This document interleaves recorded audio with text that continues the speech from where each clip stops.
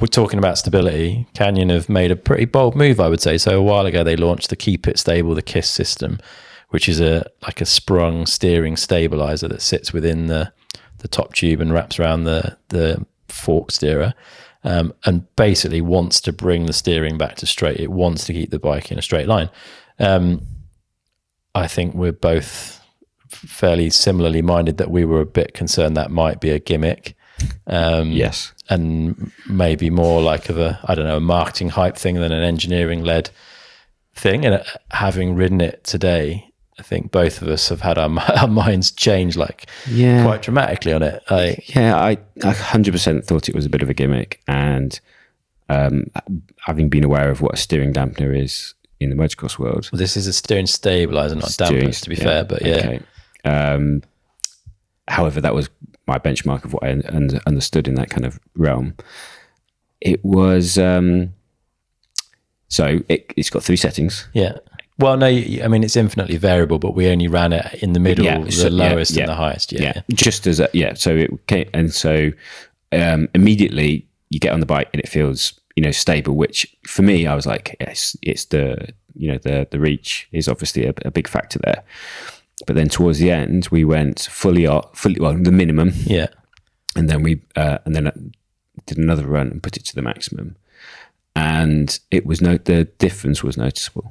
Yeah. How would you describe what you feel like that system was doing for you? So putting it on full, kind of like bracketing the kissing, was a good thing to do, because what it meant was when it was on full, if you were, say, riding an unsupported off-camber corner, the confidence and the speed which you could carry on that type of corner was really, really pronounced. Or when you were in a rut, and there was quite a few ruts today. Yeah.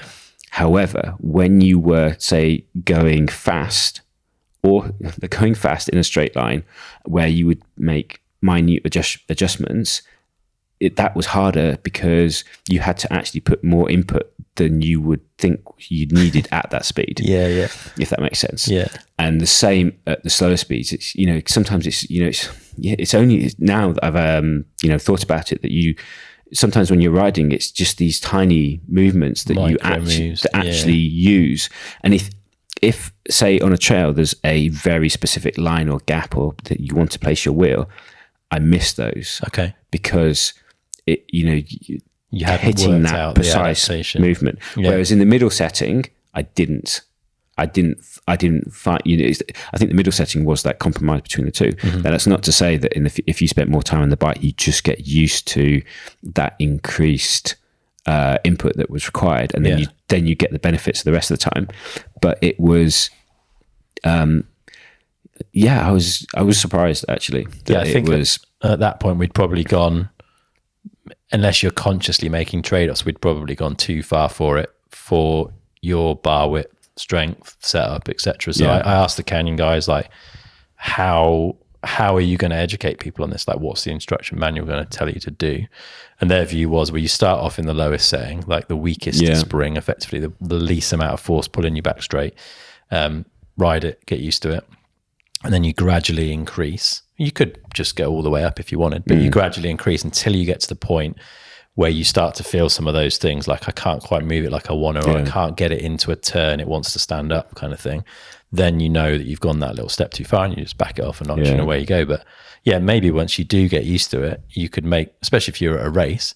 I've got a race in my head where it would have been amazing. Well, yeah, we were talking about this earlier, right? So Ridder fell in nationals when it was just a muddy rut the whole way down the track, pretty much. Like, it would have, I think made quite a difference on that track. It's amazing how, it helps keep the bike straight in the rut, and you're not getting like thrown about and stuff. Yeah, I think that's it. It's like, in a rut, all it takes is your weight to be a little bit off, and you compensate, and your tire catches either side of the rut. And I think in this instance, it just helps that not to happen. Yeah, it's trying to keep the bike in a straight line, basically. It saves you getting that bit of a swap on. Or so something so simple is so effective. I think it changed both of our perspectives pretty quickly, actually, which did surprise me. It did. Well, and you were like, well, is the stability, is that the geo of the bike, or is it the K.I.S? I'm like, no, it's not the K.I.S. But I think it was a contributing factor, for sure. Yeah, it was a percentage. Given that we turned it off and turned it on again. So. Yeah, and you can take it out if you don't want to have it in the bike. The bike comes with a blanking plate, so if you do, for any reason, not get on with it, but I wouldn't take it off. I don't think there's any negatives to it, really. No. I mean, it doesn't weigh very much. Canyon have managed to put it in at no price increase. I don't know how they've managed to do that, but they have. So it's cool. Win-win, I'd say. Yeah, fair and impressive.